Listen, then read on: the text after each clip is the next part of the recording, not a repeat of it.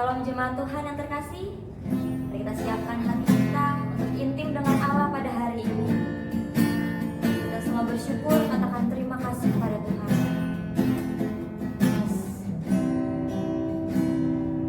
Kau Tuhan yang selamatkanku. Terima kasih Yesus. Kau Tuhan yang pulihkanku. Terima kasih.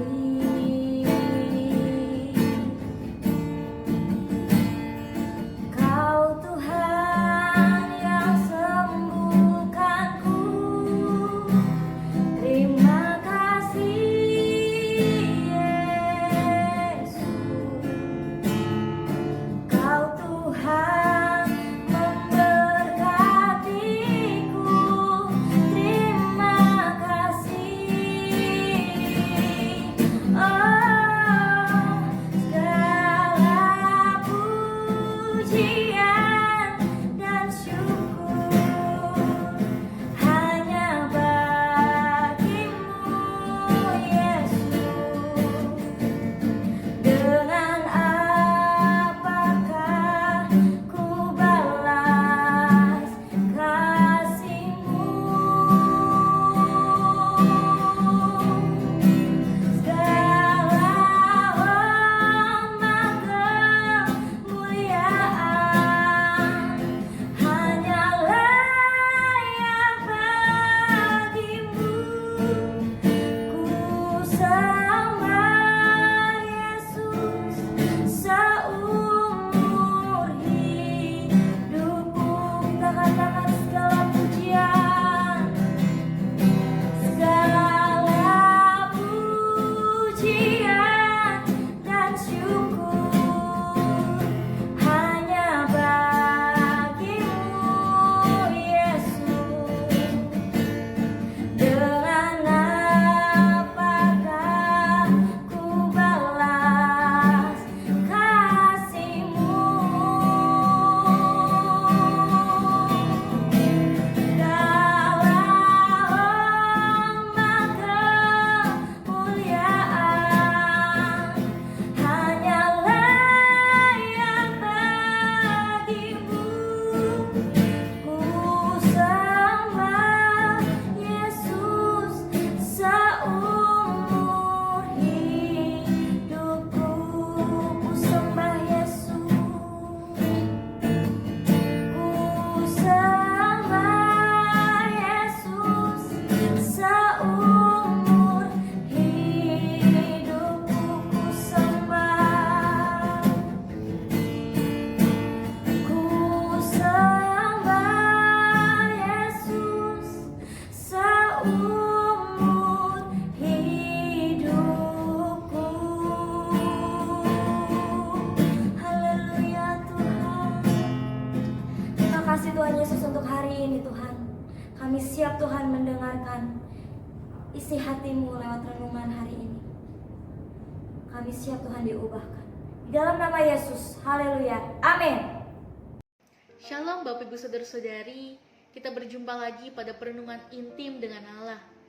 Pada hari ini, hari Kamis, tanggal 22 Juni 2023, kita akan mendengarkan sebagian daripada firman Tuhan yang bertemakan hidup yang berkenan kepada Allah. Saya harap Bapak Ibu Saudara-saudari sudah membacanya terlebih dahulu dalam Amsal 30 sampai 31. Saya akan membacakan dalam Amsal 30 ayat 7 sampai 8. Dua hal aku mohon kepadamu, janganlah itu kau tolak sebelum aku mati, yakni jauhkanlah daripadaku kecurangan dan kebohongan. Janganlah berikan kepadaku kemiskinan atau kekayaan. Biarkanlah aku menikmati makanan yang menjadi bagianku. Sekarang bayangkan, jika Tuhan memberi kesempatan kepada kita untuk meminta sesuatu kepadanya, apakah yang kita minta? Kekayaan, kekuasaan, ataukah hal-hal duniawi lainnya? Kalaupun saudara tanyakan itu kepada penulis, sepertinya penulis pun masih belum memikirkan mau minta apa kepada Tuhan. kita belajar dari seorang penulis Amsal dalam bacaan Alkitab kita hari ini, yaitu Agur bin Yake. Dia mengerti benar apa itu arti hidup yang berkenan kepada Allah. Agur bin Yake berkata bahwa ia telah meminta dua hal kepada Tuhan. Begitu besar kerinduan Agur bin Yake ini sehingga ia berkata kepada Tuhan agar permintaannya tersebut jangan sampai ditolak Tuhan selama ia masih belum mati. Dalam Amsal 30 ayat 7. Kedua hal yang diminta Agur bin Yake kepada Tuhan ini adalah yang pertama, Agur bin Yake meminta Tuhan untuk menjauhkan kecurangan dan kebohongan. Dalam Amsal 30 ayat 8a. Ayat ini yang ditulis ribuan tahun yang lalu ternyata masih relevan dalam kehidupan manusia di masa-masa sekarang ini. Bukan rahasia lagi bahwa di masa-masa sulit seperti sekarang ini, semakin banyak manusia yang hidup penuh kecurangan dan kebohongan. Barangkali kecurangan dan kebohongan sangat sering dilakukan manusia dalam melakukan bisnisnya. Barang jelek yang dikatakan sebagai barang bagus, adanya kecurangan dalam melakukan transaksi bisnis, dan lain sebagainya. Sesungguhnya, hal inilah yang seharusnya dihindari oleh setiap orang percaya, termasuk kita. Kita harus hidup dengan jujur. Jika ya, maka kita pun harus berkata ya. Sedangkan jika tidak, kita pun harus berkata tidak. Dalam Matius 5 ayat 37. Yang kedua, Agur bin Yake meminta Tuhan tidak memberikan kemiskinan atau kekayaan kepadanya. Dalam Amsal 30 ayat 8b. Ayat inilah yang sedikit mengundang perdebatan. Benarkah kita sebagai orang percaya tidak boleh meminta kekayaan dan juga tidak boleh meminta kemiskinan kepada Tuhan?